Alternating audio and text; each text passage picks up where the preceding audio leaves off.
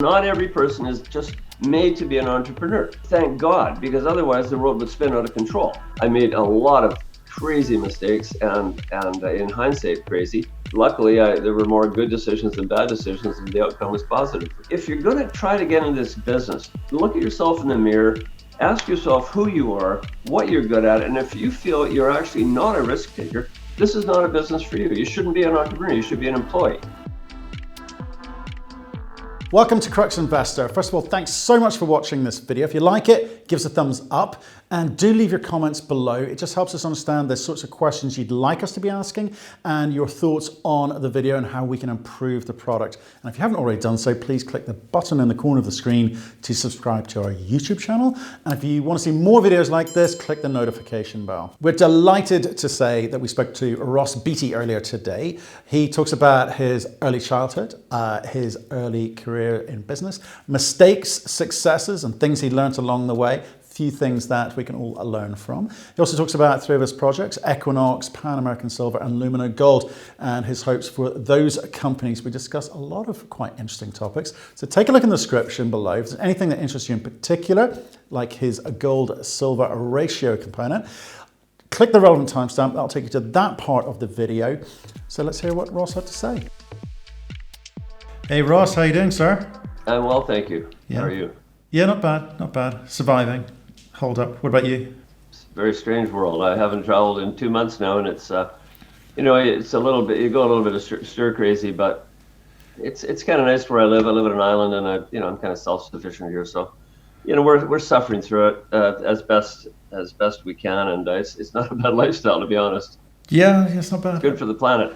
It is good for the planet. It's strange to be getting withdrawal symptoms about not being in an aeroplane. I never thought I'd feel that. For sure. Right.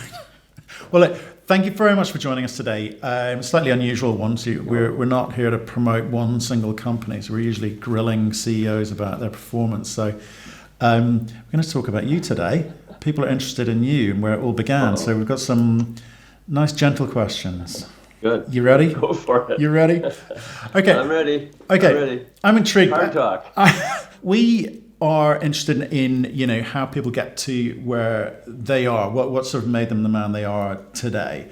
So I want to sort of start off and sort of understand, where you grew up. What was life like as a kid? I had a pretty good life as a kid. I grew up in a kind of traditional Canadian middle-class family. My dad was an entrepreneur in the lumber business, and I was always interested in the outdoors. I just loved hiking and camping, and so I gravitated to that from an early age, and I wanted a job at working in the outdoors all the time, so I became a geologist. And then after a few sessions at different universities, I started my first company right out of pretty much out of university, and it was called Beaty Geological, and I ran a little contract geology company and built that up, and then I started my first public company in 1985, which was called Economical Resources, and then I've just had a whole stream of companies ever since then. My first company lasted 9 years, and I sold it to a big U.S. mining company and started a new one the next day, and there's just been a whole succession. I think I'm on number 15 now, so it's been a lot of fun and a lot of travel, which I love, and working with great people who have helped me build these companies.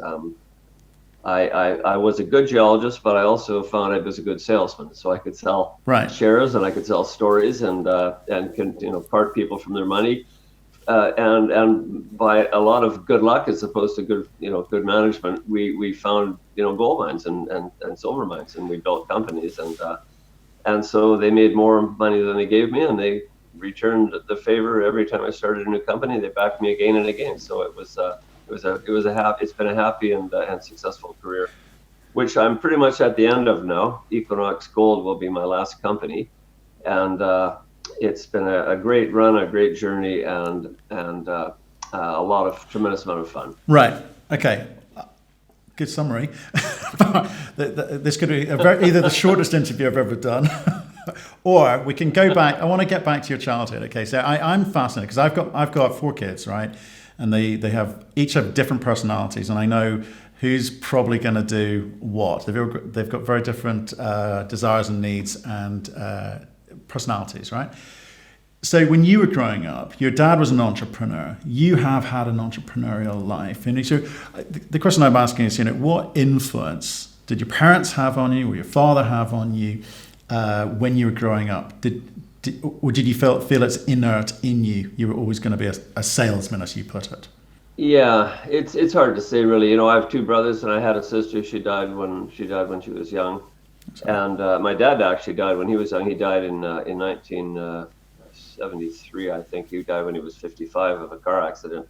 Sorry to hear So that. I didn't, have anybody to bounce ideas off when I was in the business world. I would say I just got his genes, and we had a pretty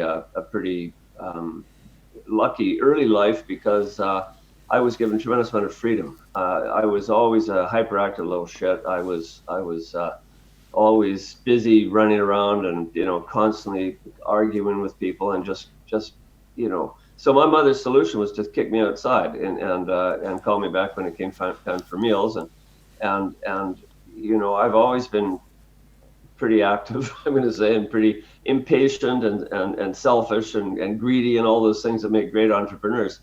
But I would say, I had two brothers. Neither of them became entrepreneurs. One's a great engineer, and he worked for a company through his life, and the other one was a printing salesman. So, the apple didn't fall far from the tree in my case, but in their cases, they were just sort of living ordinary middle class lives. So that was my personality, I guess, was sufficiently different that's where I went, and I would say I made a lot of my own mistakes. I was I never had a mentor or a particular guiding light when I was building these companies. It was a school of hard knocks, and like I said, I made a lot of crazy mistakes, and in hindsight, crazy. But at the time, they all seemed very clever, and luckily, there were more good decisions than bad decisions, and the outcome was positive for me. Okay, that's interesting. Do you think your father would be proud of what you've done?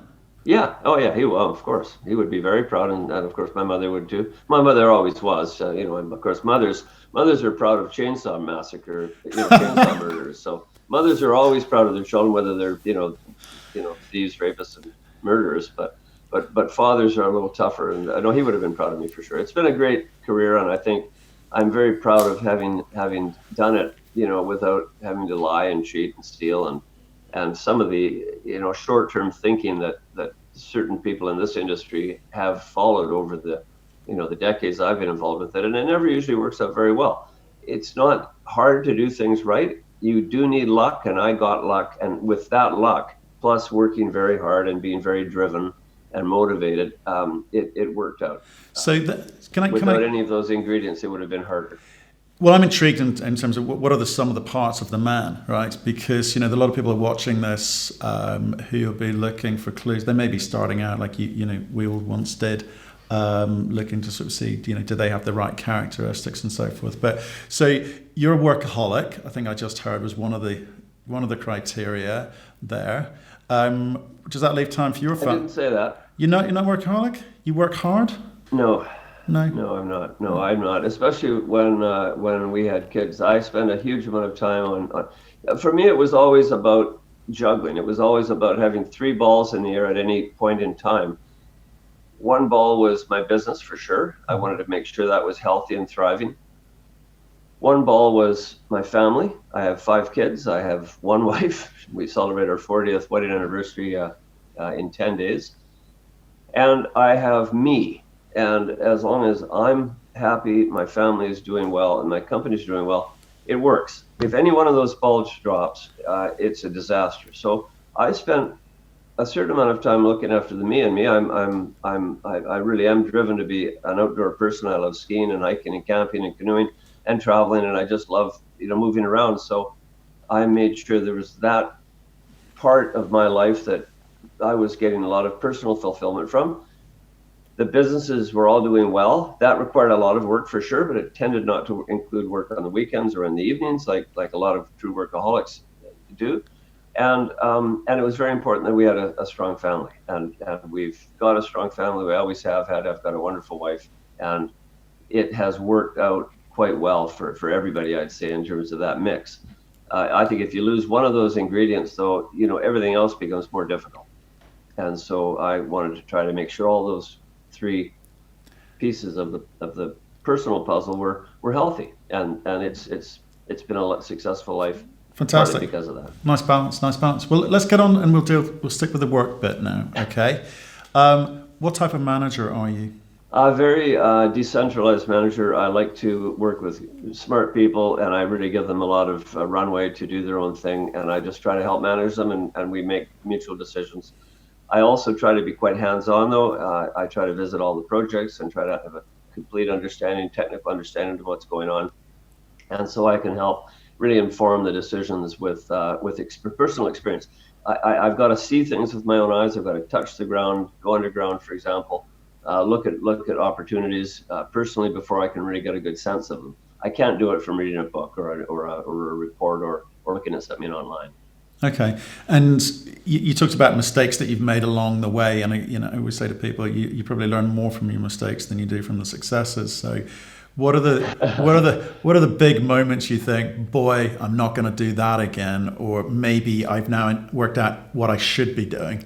Yeah, well, like I said, I am a quick study. I do learn quickly, and I when I realize I've made a terrible mistake, I try not to repeat it. Instead of that, I make other new mistakes, and and that's kind of what life's all about, right? It's just it's a one-way street. You don't really, every time you come around a corner, there's sort of a new situation that may or may not be something that you've experienced already, and the world changes, and so you can't always apply experience you've learned 30 years ago to what's going on today. It's a different world. We have different markets, different investors, different ways of looking at things, different social issues, all kinds of things that are different. So there's a few ingredients though that I have learned, and number one is work with nice people, good people. And if you can't get along with somebody, change. You've got to cut quickly. The quicker you cut, the happier you're going to be, and the happier they're going to be.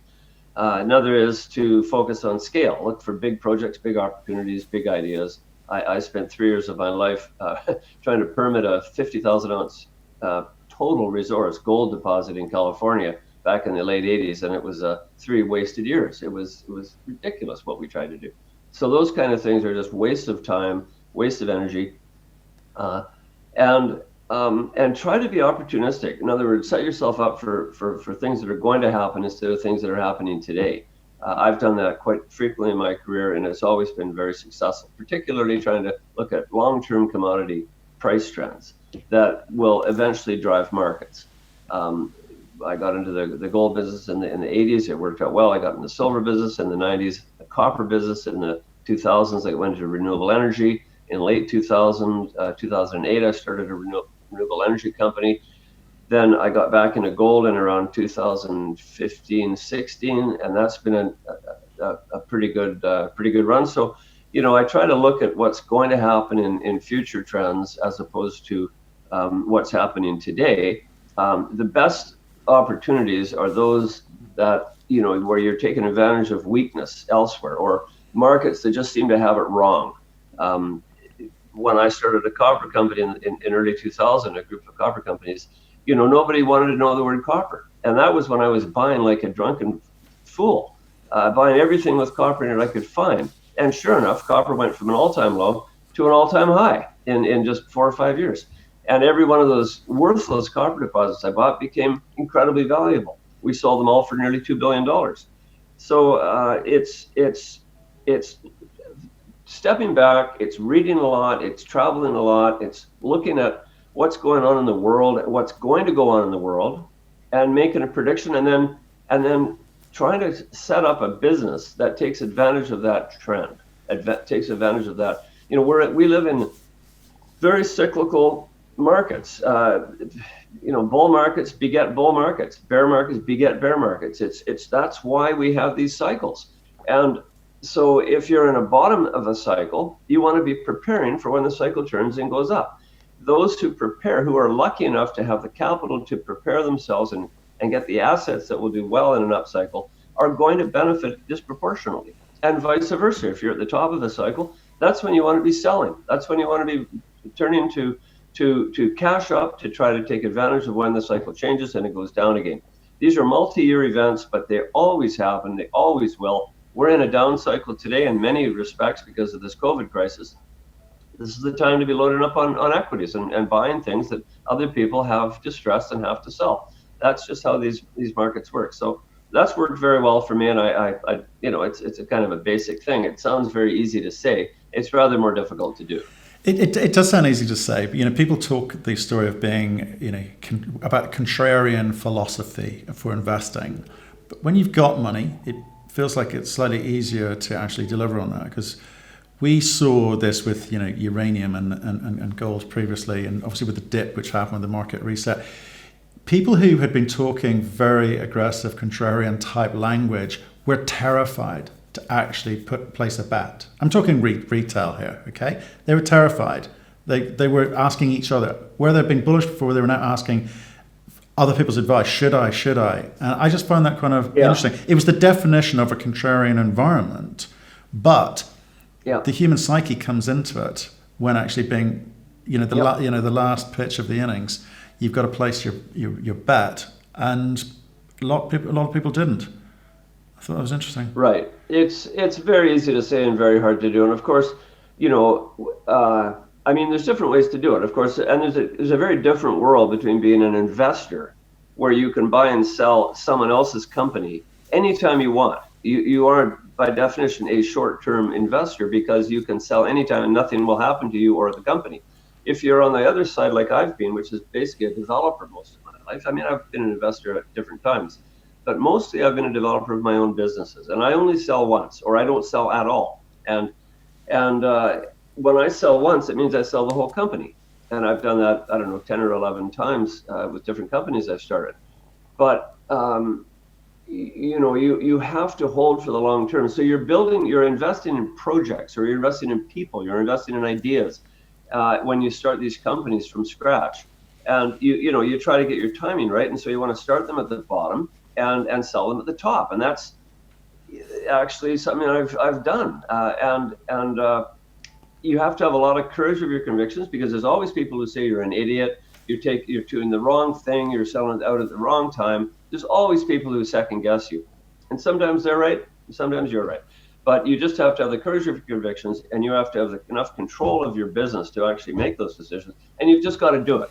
And so whether you're an investor or you're a company builder, you have to think long term, and you have to play these cycles in our business. I'm not saying it's the same for selling bread or some other service to somebody, but in the commodity game, it is a cyclical business, and you can actually do very, very well if you pick the cycles right.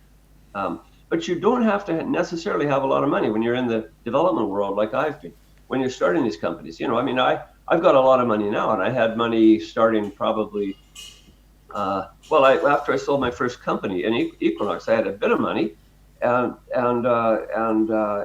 but when we got our silver company going, we didn't have a lot. We had very, I would say, very supportive shareholders, and they financed us again and again at good prices. And with that money, we were able to build up an asset base that was very successful, I guess, when silver prices took off. After 10 years or 8 years, it took a long time, but finally they went, and boy, everybody was happy when they went.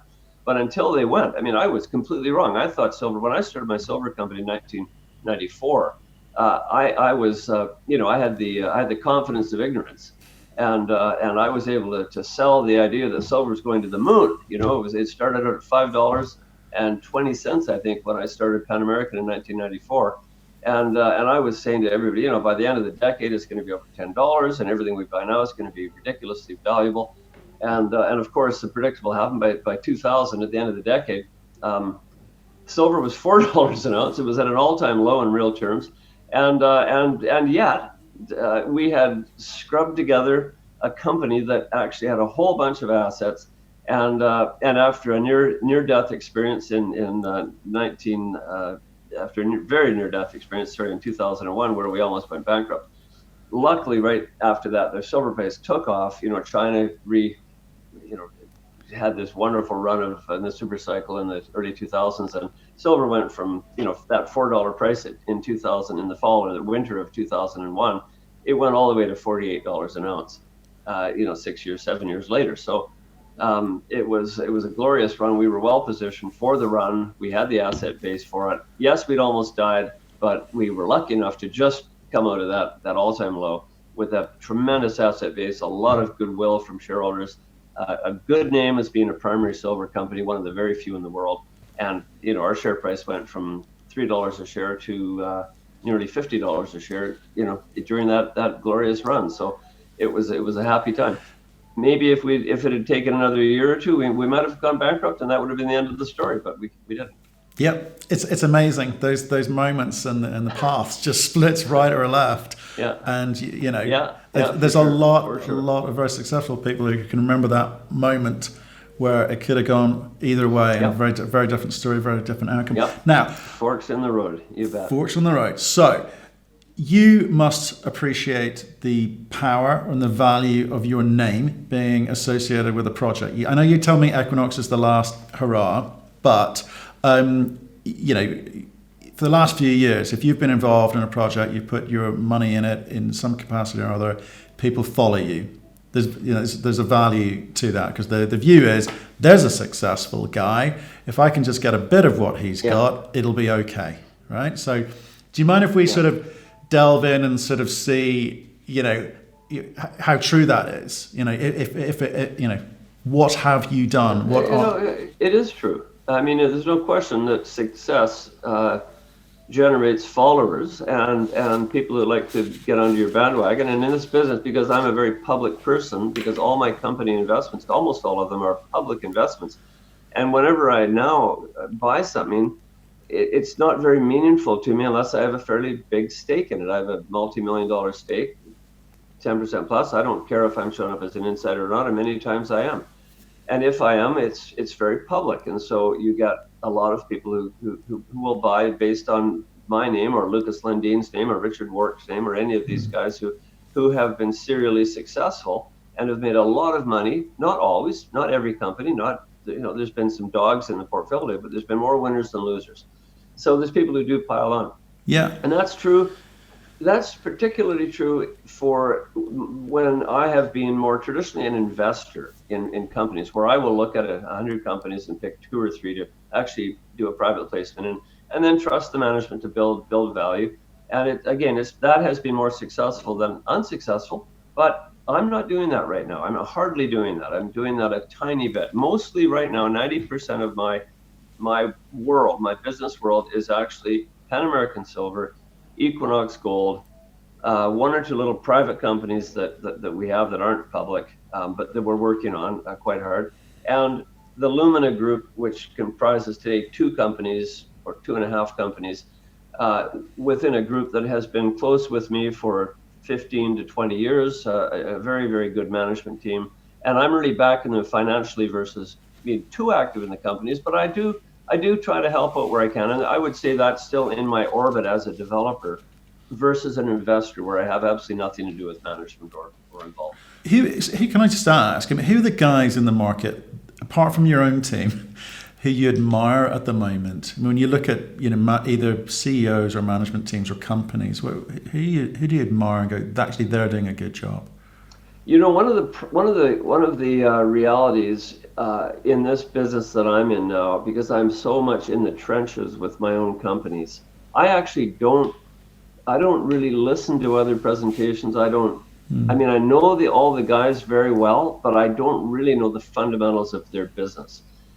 I have enormous regard for Randy Smallwood of Silver Wheaton or Wheaton Resources. He's a very smart, very lovely guy, wonderful guy.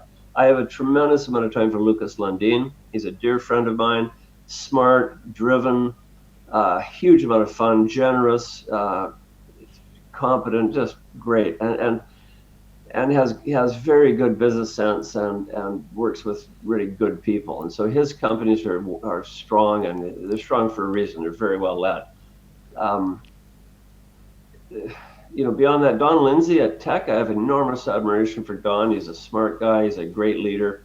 People love working with him. Core investment for me. I have a lot of time for Tech.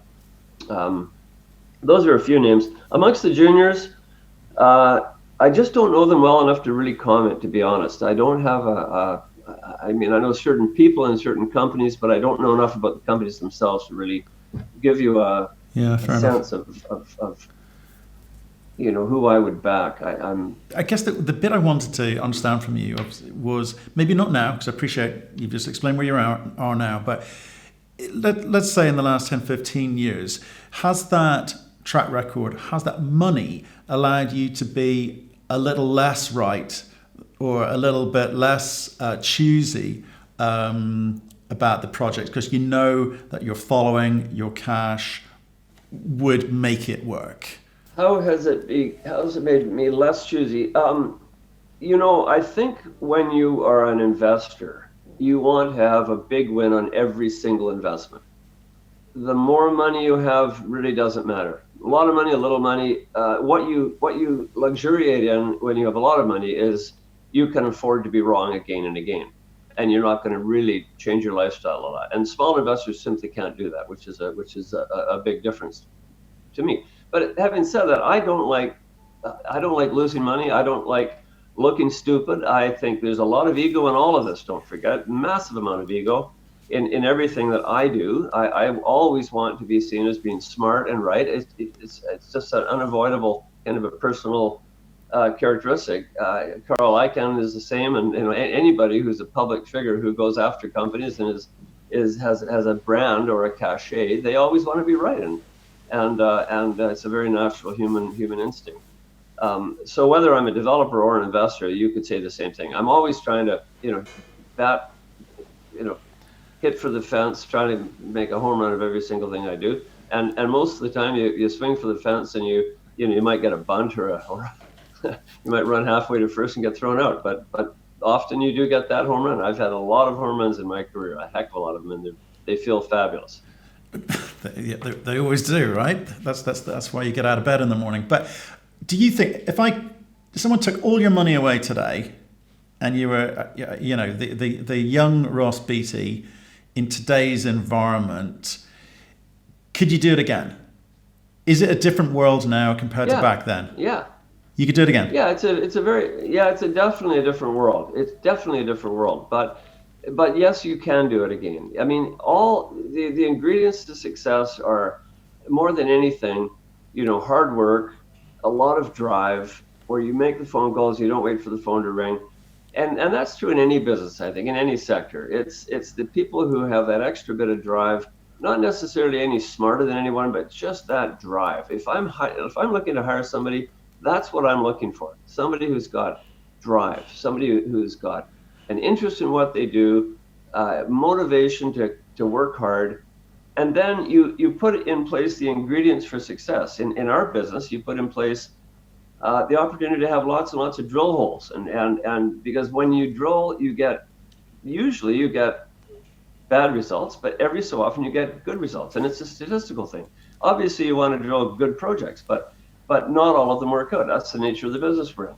But boy, if you get a success, it goes straight to the bottom line. It's real, immediate capital value. And so you want to position yourself for that kind of success if you're in the exploration business. And if you're in the mining business, you want to watch two things. You want to watch, obviously, the size of the project you're in, because the bigger the project, the more valuable it's going to be for you. And you want to try to get your timing right on the commodities. So if you start a business at the top of the cycle, and the cycle goes against you for 4 years, you are going to have more and more difficulty funding your dreams and trying to build any kind of value at all. It's just going to be it's almost a losing proposition. It's very difficult. Whereas if you're starting at the bottom and you get your direction right, it's going to be a pretty happy time, because even if you buy something that is a marginal project, or acquire or discover something that's quite marginal at one point in time, the price rises. It has real tangible value, and you can sell it, you can develop it, you can do all kinds of ways to realize on that. You don't see that kind of thing in other businesses. That's what makes the mining business so beautiful when things go well, and so terrible when they don't. I think that's right. But a few things you said there. I think one of the phrases you probably touched on earlier was also courage. You're not frightened to make a few mistakes along the way, and the wisdom comes with time, for sure. But the other thing you said there was interesting to me is there's why I ask about money. Having the money allows you to do things that some companies, some management teams don't, make time to put in place, or are unable to put in place, because money can paper over cracks, but it can also, I say, through the drill bit, release potential, assuming you bought at the right price. So, do you look at the market and go, boy, there's some nice assets there, they're struggling, I could do something with that? Yeah. And that is a difference for sure between now and when I started out. I can certainly say that my last two large companies, Equinox Gold and my renewable energy company that was called Alterra Power, which we ultimately sold to a big Montreal-based company a couple of years ago. Both of those companies would not have done nearly what they did without my ability to back them financially. I was able to backstop Equinox Gold not once, not twice, but three times now, with a significant pot of cash that they needed to get kind of over that hurdle to acquire something, to finance a program. And with that support and my own, as you might have put it, my own brand, other shareholders came in at the same time to provide additional capital. And we were able to get over that hurdle and build scale, not just when we started, but several times since. I mean, the company is only 2.5 years old, so it's but we've done this now 3 or 4 times where I was able to put a significant amount of cash in, and it really helped the story. I couldn't have done that if I was starting out with no money. Well, like I said with my first company, I had no money. I mean, my total investment in that company was $3,000, and then I bought more shares every time I made some money. In something else, I would put in and buy more shares, and then so eventually I built up a decent position in the company before we sold the company. But today it is very different in that respect. If I was starting out today, you'd have to go through that struggle.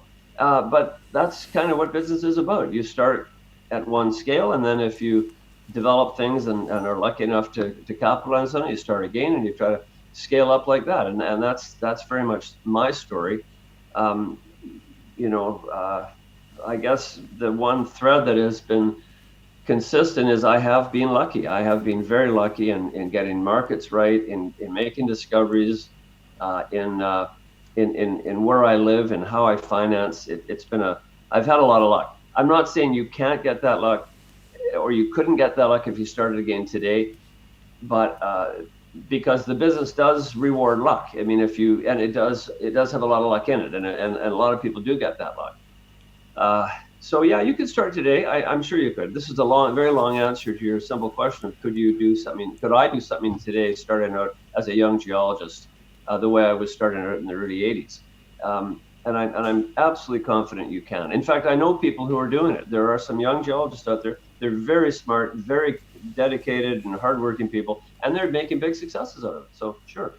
So who do you? However, can I just add one thing? However, the one thing is this. I do think this is not for everyone. So not every person is just made to be an entrepreneur. Thank God, because otherwise the world would spin out of control. So if you're going to try to get into this business, look at yourself in the mirror, ask yourself who you are, what you're good at, and if you feel you're actually not a risk taker, this is not a business for you. You shouldn't be an entrepreneur. You should be an employee, because you can be a great part of someone else's team and still be incredibly rewarded and fulfilled and make lots of money out of it. But if you're not born to be a risk taker, which is fundamentally what entrepreneurs are, I love risk. I thrive on risk. I embrace every time I see a risk. I just want to wrap my hands around it. It's a weird kind of a thing, but a lot of people aren't like that. My wife isn't like that. She's exactly the opposite. She's a doctor. Every time I sneeze, there's some horrible calamity that's happening to me,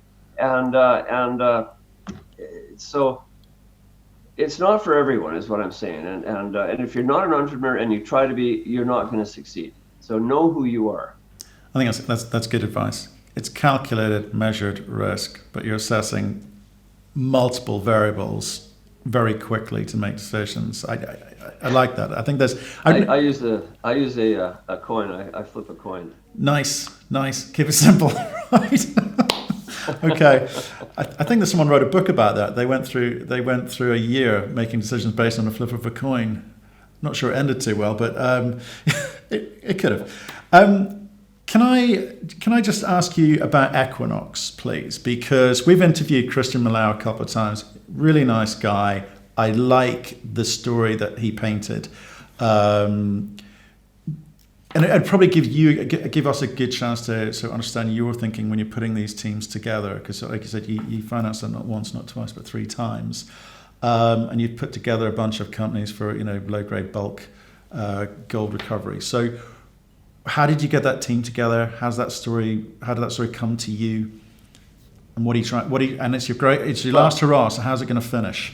So I like gold, first of all. The commodity, we're in a good secular bull market, and regardless of COVID, by the way, things that are going on in the world financial field, and just generally with the amount of money that's floating around the world and being stimulated every place today, it's just the macro environment for gold's fabulous, and it started being fabulous in about 2015-16. So I had a couple of gold investments. Of course, I have my silver company, Pan American. It's exposed to gold and silver markets pretty well, but I really like gold, and I had just sold in 2017 my renewable energy business that I'd spent much of the last 8 years working on, and I kind of wanted to have a last hurrah in gold and build something at scale, something that the market wanted today. And that is size. The market is very different than it was 20 years ago. It really rewards scale. We have all this robot money, the ETF money, the computer-based buying and selling, and so much of the investment today is dumb money. So what that is rewarded by is getting scale, getting something with a lot of liquidity and size and leverage. So I had a little company that was a cash shell. Good friends with Richard Warwick. He had a gold business that was kind of just sitting out there as a one asset company called Newcastle. Newcastle. And then Christian Millau and his team had a gold company with an asset in Brazil that was kind of not really going anywhere particularly. So we thought if we put them all together, we could build something at scale, and that was something that made sense to me. I agreed to chair it and to make it my last company. And so we named it after my first company. Equinox Gold was named after my first company, Equinox Resources, as a kind of a way to bookend my careers with Equinoxes and gold companies. And we went out hard. We started the company, it went public just right at the very beginning of 2018 as a 3-way merger. And we really haven't looked back. We bought a gold mine in California and an operating gold mine at the end of 2018, which gave us one producer, a little bit of gold production that year, 25,000 ounces. In 2019, 2019, because we then opened up our mine in Brazil, we had a little more gold production. We produced 200,000 ounces last year. And then at the end of the year, we acquired Leo Gold, which has now built a significant 6-mine portfolio, 2 development projects, one in California and one in Brazil, plus the expansion of a mine in Mexico. And we're going to produce over 600,000 ounces this year, and we'll be on the road to about 1 million ounces sometime next year. So it's been just an absolutely exponential growth. And that's precisely what I felt was the right strategy today to get leverage to gold in both operating business on an income statement and also on your balance sheet with respect to very large gold reserves and resources. I think we have something like 24 million ounces now in our reserves and resources. So it's a very, very levered vehicle now. That the market has absolutely embraced the business plan. The guys are good, strong managers. Mostly the management team is Christian's team, supplemented by now some strong people from the Leo Gold teams. So Equinox Gold now is a mid-tier producer going on the way to the journey towards becoming a senior producer. And there's no magic to 1 million ounces a year, but it does separate you. If you hit 1 million ounces a year, there's only 15 companies in the whole world that produce 1 million ounces or more. So you're in a very small club, and it's a club that investors want today. They want that size, they want that liquidity, the ability to go in and out with big volumes of money, and we now deliver that. So we've grown very satisfactorily in the last couple of years from that idea that we created back in end of 2017. Okay, so lovely idea. You brought it together with the people who surround you and your own capital, and you built that into, right. Was it a billion, 2 billion? What's it at today? Right now, Canadian dollars, it's about 2.5 billion. US, it's about 1.8 billion. 1.8, right? Okay. So when we last interviewed Christian, it was 1.2. I'm intrigued by the team that you put in there and how you incentivize them. Because when I spoke to Christian, he said to me that the entrepreneurial spirit is in the company, and by that, he demonstrated that by saying, they don't take big salaries, but they do take, positions themselves. They use their own cash and they're incentivized with, whether it be options or warrants or whatever is on the table, to make them hit targets, to incentivize them to hit targets. Because, as I say, not everyone's entrepreneurial and self-driven. Some people need incentives, but I like the fact that they weren't sort of taking big, wages off the table. Because we've interviewed some, pretty big companies along the way, and it just seems to be they've reached that point where they're not quite sure. They've run out of ideas as to how this thing moves to the next stage, and therefore, what does it do for the shares? Because ultimately, we buy shares. We're not all sitting at your side of the table. We're sitting here investing in your companies, and we're looking to make money on shares. So I liked that, and it continues to grow. But where does it stop? What's the end game here? Are you going to be taken out, or is this thing just throwing off cash and you're throwing back dividends? Right. So in my case, the outcome for Equinox is really the same as that for Pan American Silver, which I started 25 years ago or 26 years ago now. Really, the plan is to build a world-class gold mining company that will become simply a world name, a brand in its own right in the world that'll last a long, long time and not be something that someone else buys or offer for sale. A company that will outlive me, that I will probably pass my shares on to my kids, or simply put them into the foundation that I have, the Nature Foundation or Environmental Foundation that I have, that will be where most of my money goes when I kick the bucket, if not sooner. I mean, I have no particular need for money. I have a great lifestyle. I don't do any of this to earn money to spend. I just do it for the fun of making money and creating wealth for me and for other people. But once you've made it, I also have a lot of fun giving it away. So I've given a huge amount of money away, and I will continue to do that. It's great fun doing that as well. So for Equinox, there's no plan to sell. For some of the other companies like Lumina Gold, for example, it's 100% the business plan to sell that company. It's an exploration company. It's not a producing company, and the idea there is to sell it to a big developer, a big gold producer. The same way as I've sold so many other companies in my career. Yeah, no, we've got Marshall coming on in a couple of weeks, and we've interviewed him last year a couple of times as well. So I mean, there's like 1.2 billion bucks worth of capex required for that. You've no interest in funding that, I presume. No, none. In and out. Okay. Different plan, different business plan. Different business plan. Okay. And tell me a little bit about Pan American, because you've given what, $450 million back in dividends over its time. It's throwing off cash. It's a huge silver producer.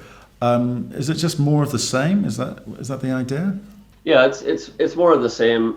It's a much bigger company now than it was a few years ago, because we combined with Tahoe Resources beginning of last year. So not only does Pan American produce, it's the second largest primary silver mining company in the world, but it also produces a lot of gold. It'll produce almost 600,000 ounces this year. So it's a very leveraged company to gold as well as silver. And it's got, an impeccable balance sheet, great cash flow, multiple assets in multiple countries. So just a really good diversified major company in the silver business as well as the gold business. That's I hope going to last a long time. Those companies are hard to build, but once you've built them, they're actually they kind of run on themselves. The thing about all these companies, though, don't forget all these operating companies.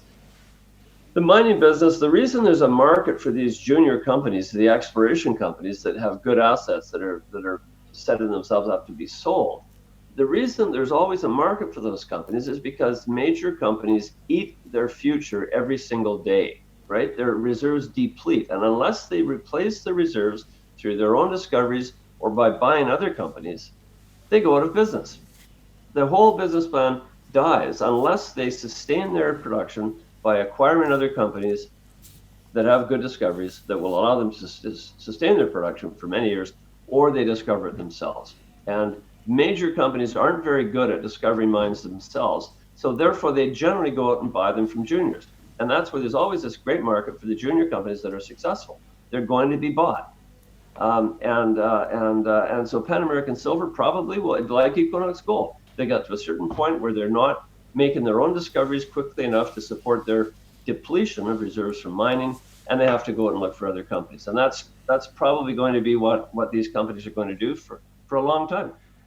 It's a very tough, very competitive environment, which doesn't make things any cheaper. But if you can find a niche, if you can find your position in this, I guess you're saying you can do it with the right drive, ambition. You can do it. And yet companies do make mistakes. They buy companies that are dogs, or they go and build a mine that turns out to be a dog. I mean, this is a very risky business, and even the people in the business like me, we often make terrible mistakes. We buy the wrong thing, or Pan American bought a company in Argentina that had the biggest silver resource, in the world. It was a fabulous deposit in the middle of a perfectly good place to mine, in the middle of a kind of a windswept no man's land in the middle of Argentina, Pampas in southern Argentina. And, it had every technical reason in the world to be a really great place to build a mine. There was no biodiversity loss, no environmental issues, no people, no nothing. And yet, weirdly and very terrible luck, the province was a place where another company had made a discovery of a really rich gold deposit in a ski resort. And the people in the ski resort went bananas, and they banned mining, and they threw out the baby with the bathwater, and they banned mining in the entire province. So they banned mining there and in our area. Well, I couldn't figure any reason that would persist because it was so illogical to me. It made absolutely no technical or environmental sense. So I thought, well, let's go and buy this company that's got this great deposit there. The deposit's perfect for us. And at some point they're going to change the law and allow open pit mining. Well, it's now been 10 or 11 years that we've owned that deposit. And I still have that kind of blind optimism that they're going to change the law. But so far they haven't, and maybe they never will. So if they never do, that will have been a really, really dumb thing to buy. But you've got to take risks, and you've got to swing that bat and try to, if it is permitted, it's going to be a home run. If it's not, it's going to be a strikeout. So that's your risk and reward ratio when you make all these decisions on these companies. And so I can say that from personal experience. I mean, that nearly happened with Tahoe, didn't it? There was nearly a sort of sticky moment there. I mean, it was idle for well over a year. I mean, that must have been tough going. Well, it still is. It still is idle. I mean, we bought Tahoe in 2017, right at the bottom of the gold, there was a lull in the gold price. The Tahoe price had been crushed because its main asset was put out of operation by a constitutional court in Guatemala. And we came along and said, okay, well, the value of the purchase is based on their other assets. And that's been, for us, it's been almost a home run. I mean, the timing was just beautiful and the assets are good. And we get the silver asset in Guatemala for free. And if we have it restored to operation, then we're going to make a payment to the Tahoe shareholders. But if we don't pay for it. And so it was a very well-structured deal. But to be honest, to this day, it's not running yet. We need to get social license in Guatemala. We're working very hard to get it. And we may get it and we may not get it. It's just the way it is. We're pretty sure we will because, again, it's a resource that is very high grade, very, very low-cost mining. The mine's built, everything's there. It's a tiny footprint. It doesn't cause any real issues with anybody. It generates a massive amount of wealth for the Guatemalan economy. There's no real logical reason in the world that mine shouldn't be running again, creating wealth for the Guatemalan people and for Pan American. But so far, it's not running. That's all I can say. Sometimes you win, and sometimes you just got to wait to win. Can I talk to you about? So we've got this big European, Asian audience. Canada is, obviously the North American market is huge, but Can you give me your view on things like naked shorting, the uptick rule, etc., and any other things that the quirks of the TSX, TSX-V exchange? Do you think that those things are being properly regulated? Do you think that those things are being looked at properly? And do you think they're an inhibitor for people coming from outside of Canada to invest in Canadian companies?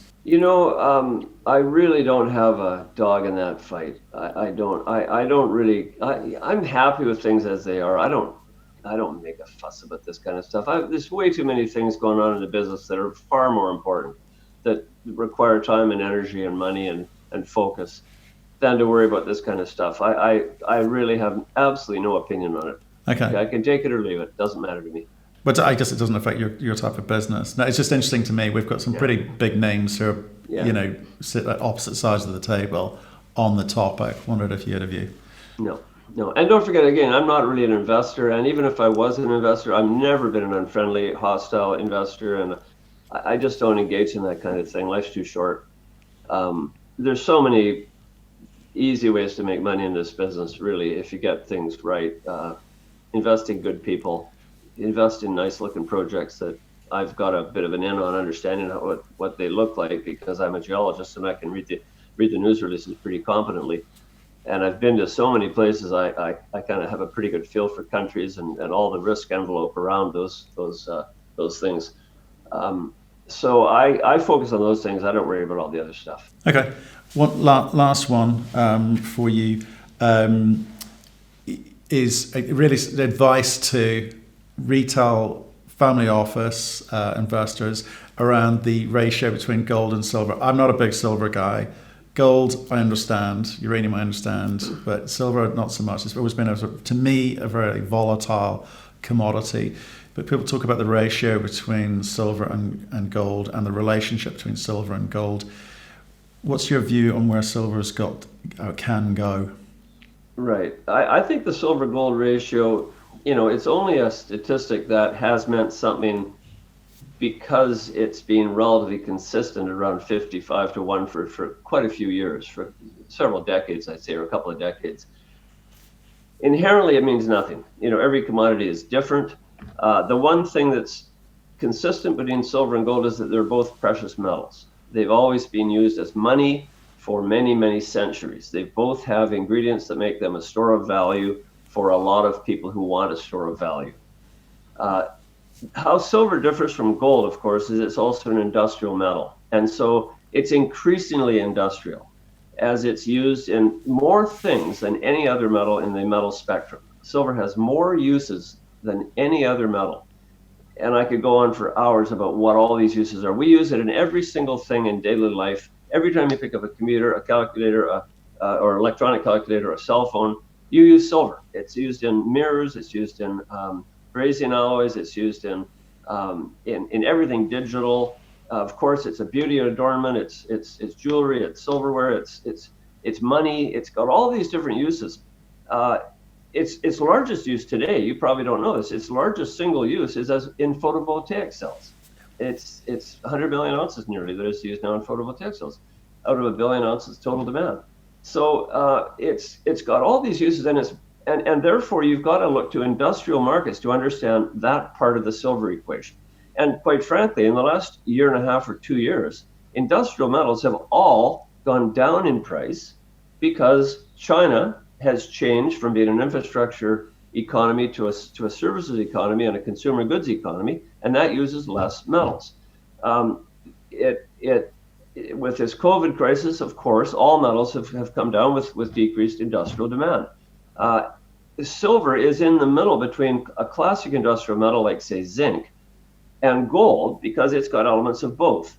So if gold does well, industrial metals do poorly, you're going to see that gold-silver ratio increase, because gold will do well and silver won't. Silver's in the middle somewhere. By the same token, if we reinflate this fall, if the markets come back to some kind of a strong economy based on all of this crazy amount of stimulus that's going on everywhere in the world that juices demand for industrial metals, all driven by pouring money into infrastructure projects and whatnot, if it juices demand for industrial metals and gold does well, you could see a perfect storm for silver. You could see silver benefiting both as an industrial metal and as a precious metal and actually outperform gold. Well, if it does that, that gold silver ratio is going to go down and it'll recover to something less than 100, maybe 80, 90, who knows what. But you've got to look at both of those markets to understand silver. And I think silver has potentially fabulous outcome this fall or this next year, if in fact the silver demand is increased in industrial production, as well as gold doing well, and silver coming along the coattails of gold. And if that happens, obviously the silver gold ratio will change significantly. It's strong where it is. The gold silver ratio is high right now because gold is outperforming silver. Gold is outperforming industrial metals. That's why it is in a nutshell. You're precious metals guy, so I guess you may not have an opinion on the next thing either, but all this wave of nationalism and trade wars and national security, which is affecting a lot of other commodities, especially around the EV thematic and even uranium, I guess. Do you have an opinion as to, is this going to, because we talked about cycles earlier, and obviously things, they ebb and they flow, but what's your take on it? On economic nationalism, you mean? Yeah. On trade, trade barriers and tariffs and so on. Yeah, it's. I would say the more the world goes to a protectionist state, and of course we're really just looking at one country that's doing that, right? Really, the more they go protectionist in the U.S., that will decrease demand. It will have a negative effect on global markets. I would say for sure. It's not. I mean, it's not rocket science. I was going to say it's basic economics. That if you put up trade walls, you decrease demand, and actually you make countries' economies worse. It's been tried so many times in the last 50 years, or 100 years really. It has a logical outcome. Costs go up, demand goes down, or prices go up, demand goes down, and things are used less. It will have a negative effect, and I don't think it'll persist. It's not smart economics. It's not smart policy. It's maybe good politics for a while, but it'll fall apart. It's also good TV, right? It's good TV.